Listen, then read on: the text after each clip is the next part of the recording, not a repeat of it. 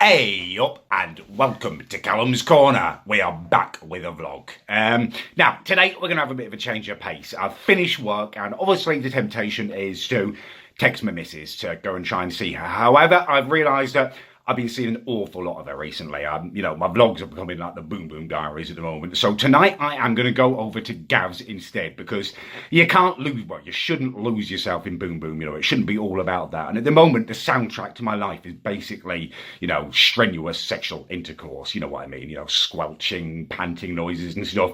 It'll be nice just to have a lad's evening and just the simpler thing. So that is what we're going to do. I'm going to head over to Gav's. We're going to play some FIFA. We'll probably order a takeaway. I'm thinking burgers, but I'm open to persuasion. The only thing that is certain is that I will be absolutely smashing his back doors in FIFA terms. And it's not gay, I'm not going over to have homosexual boom boom with him. I'm talking purely about the fact that I'm going to annihilate him at FIFA this evening. I've been working today. Not a bad day. Town made me a bit sick though. I was going to have some lunch while I was in town. I was going to get myself a foot long at Subway. But I just found that just the aroma in Bristol city centre is like 98% falafel. And it was just putting me off. Honestly, I couldn't bring myself to go and order a Subway. And actually, I had another idea about that. Like, foot long. I'm 6'5". Maybe I'm going to eat my own height in Subway next time I have one. But the falafel is a real problem. They're literally, in Bristol, there's so many hipsters, so many vegans, so many hippies. And you go in the town centre and it's like a hippie drum circle. And they're all just forcing flipping falafel into their faces. I don't get it. It stinks. It's just mush. It's fried faff is what it is. That must be why it's called falafel, because it's just faff, basically. What is their obsession with falafel? Yes, please. Yes. It's like they validate their existence by how much falafel they manage to scoff each time they go to town. It makes me sick and it needs to stop. Falafel, it's okay. It's decent. That is about it. They're treating it like it's bacon and it's just not. Right, okay, I'm going to go and have a shave, have a shower and stuff and head over to Gav's. I will join you again from there. Right, burgers are ordered. I've gone for the cheese and bacon burger, of course, Old Faithful. Gav has gone for the same minus the cheese. He does not like cheese. It's quite a common thing, actually. No cheese. Yeah, there's someone who watches my videos and he's called Jack Doesn't Like Cheese. That's his actual name. He just doesn't like cheese. I love it. It tastes good in a burger.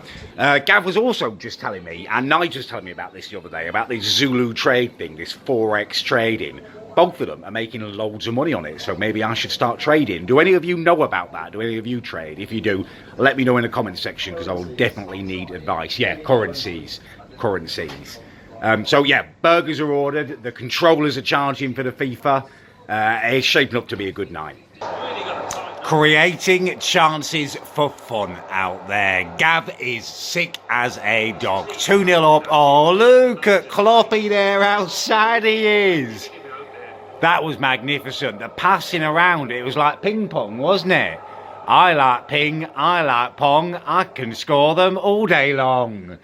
Right, it's just got interesting. Gav has pulled one back, and it was a peach of a goal, to give him his credit, give him his due.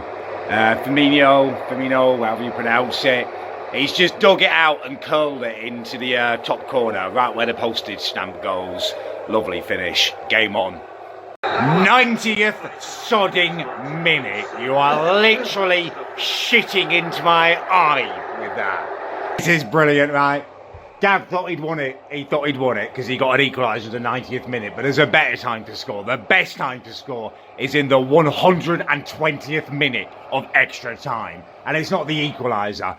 It's the bloody winner. Gav is literally crying tears here. Literally crying tears of sorrow. That is 1-0 up to me. Well, there's a couple of seconds left. Are you actually making subs? Do you think you can get this back? Seriously? Okay, a couple of seconds of this left. I'll be 1-0 up in games. That is 1 down in the championship. It's the best of 3. I'm going to be crowned. It was the last kick of the game. Didn't even let him bring his subs on. There we go. See how happy they are. Oh, see how sad he is.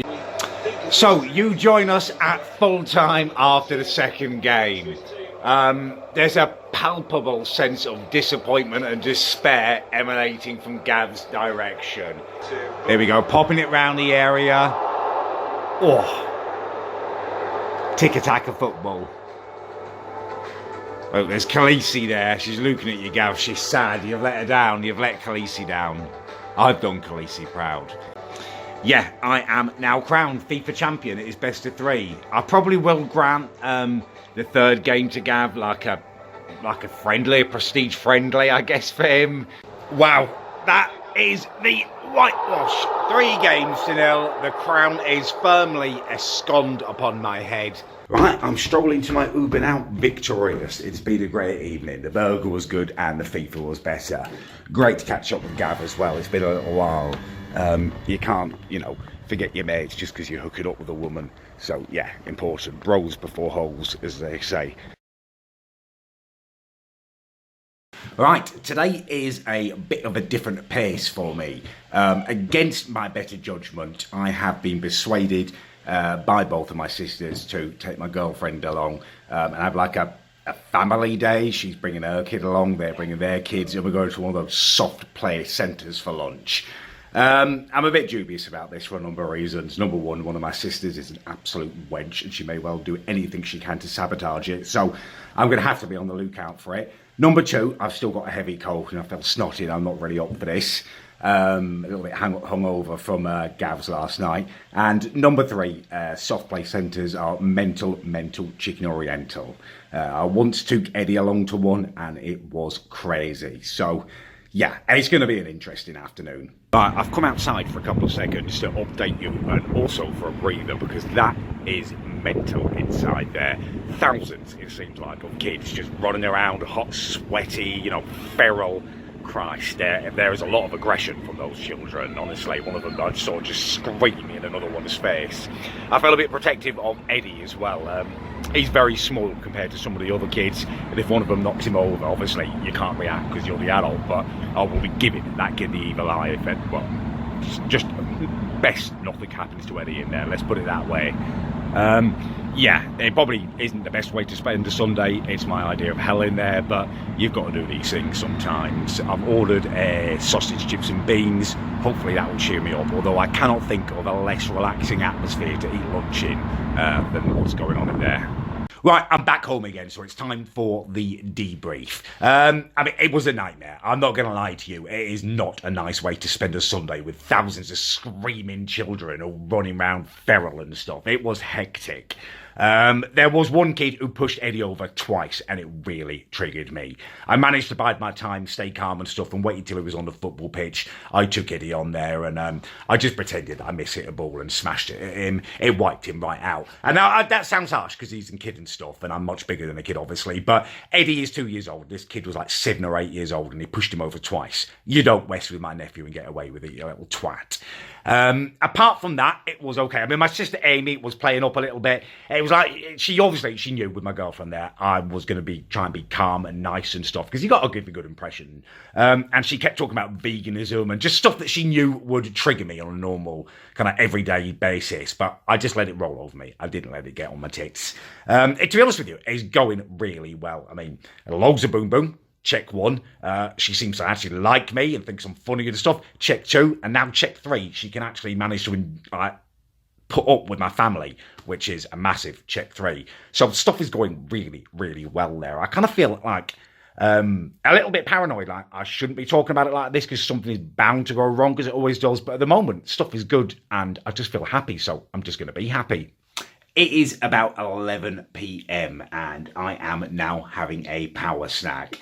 I've spent a couple of hours playing Fortnite, improving, growing, and now it's time for the snack. It's something I do late at night most evenings. It's good to nourish your body before you go to bed, because then while you're sleeping, all that nourishment that you've taken on board is distributed amongst yourself. Well, it works for me anyway, Proof's in the pudding, 6'5". Normally I'll have some shredded wheat, some Weetabix or some beans on toast.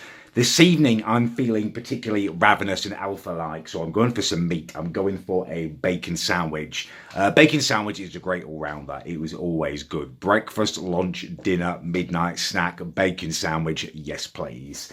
Obviously smoky bacon. I've got some 50/50 Kingsmill bread, which I've just been buttering.